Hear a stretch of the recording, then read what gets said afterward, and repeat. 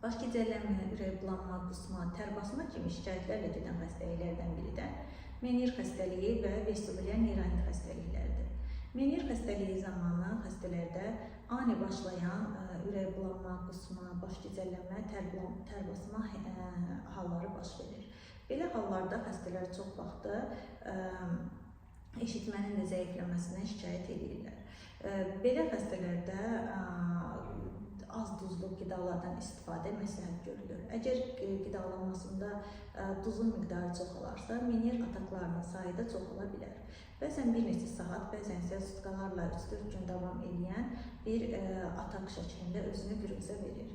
Vestibulyar neyronik isə adından görüldüyü kimi vestibulyar sinirin iltihabıdır. Burada isə öncəsində bir qrip infeksiyası, hər hansı bir virus infeksiyası olur və ondan sonrasında vestibulyar sinirin neyronik yəni iltihabı baş verir. Bundan sonra isə yenə baş gicəllənmə, qusma, ürək bulanma, tər basma, halsızlıq kimi hallarla özünü büruzə verə bilər.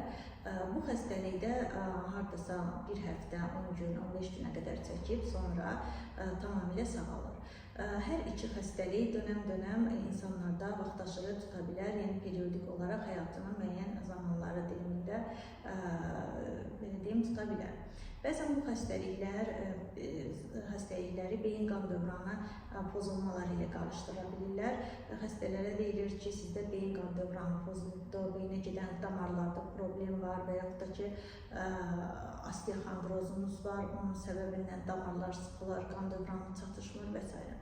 Onu demək lazımdır ki, burada qan dövranının çatışmazlığı mümkün olan bir şey deyil. Çünki beyin qan dövranında problem olsaydı, burada təkcə vestibulyar əlamətlər deyil, eyni zamanda hansısa bir mərkəzi əlamətlər görülməli idi.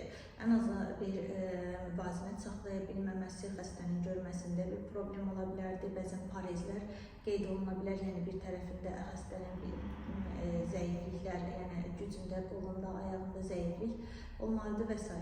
Yəni əgər xəstələnmə ilə gələn xəstələrin böyük bir qismində problem vestibulyar aparatda qeyd olunur.